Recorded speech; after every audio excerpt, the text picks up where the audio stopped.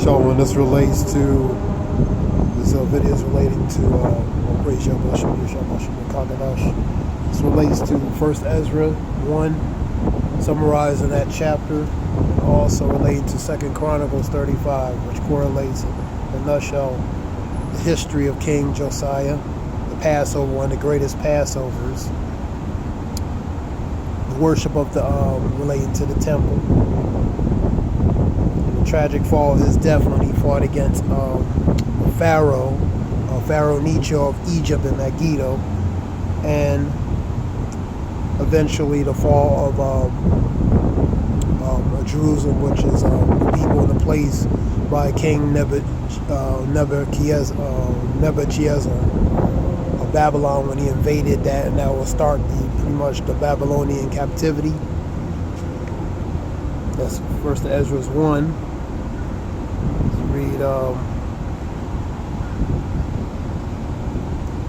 King Josiah leads a massive, meticulous, organized Passover celebration in Jerusalem, the 14th day of the month. He arranged priests and Levites, giving offerings, ensures of all of Jerusalem keeps the feast of the manner in a manner not seen since the days of Samuel the prophet. The death of Josiah, King King Pharaoh Necho of Egypt, which they fought in Megiddo, marches to make war in Euphrates. Josiah confronts him in a battle at Megiddo. Despite Necho's warnings, Josiah is fatally wounded in his chariot by archers and taken back to Jerusalem, and later died. And even even Prophet Jeremiah mourned relating to the limitations and mourning of him.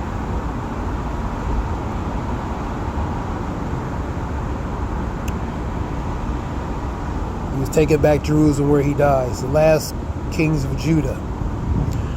Now you have three,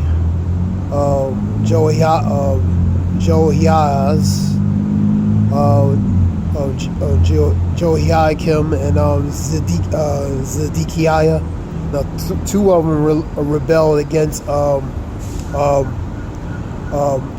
King Nebuchadnezzar of Babylon, which he ultimately, that would lead to where what goes to the fall of Jerusalem, which is the people, and they were put into Babylonian captivity. I'll read more.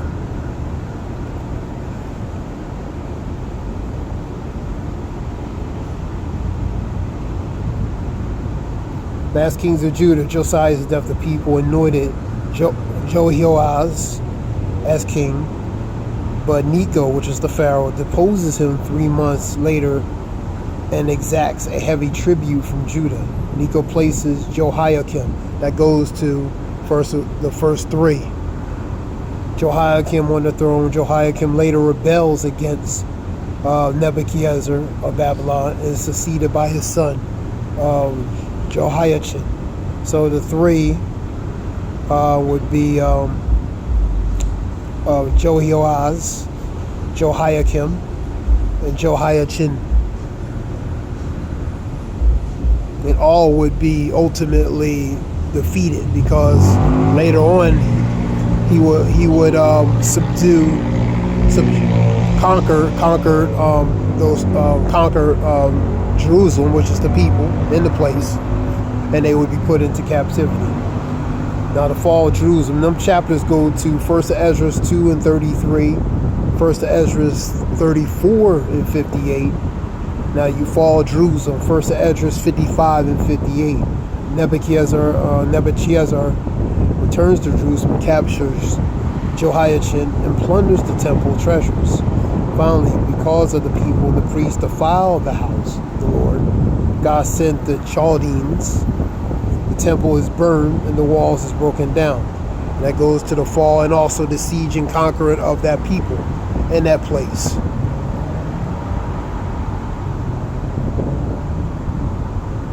The walls are broken down and the survivors are exiled to Babylon. Now later in those chapters talk about the exile. Cyrus allows them to return so they can rebuild the temple and so forth. Three bodyguards relating to, I believe, Darius of Persia, the king, the wine, the truth, the women, etc. That goes to 3 and 4 of First Esdras 3.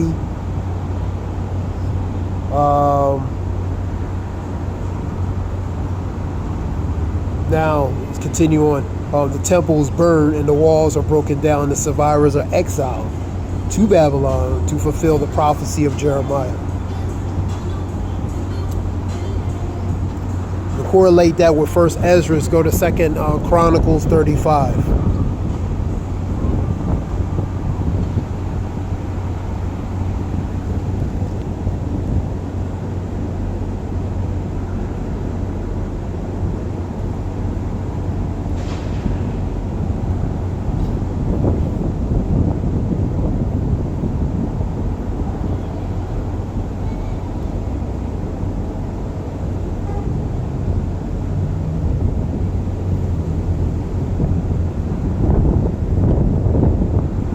A little bright out here, but that relates to that, summarizing that.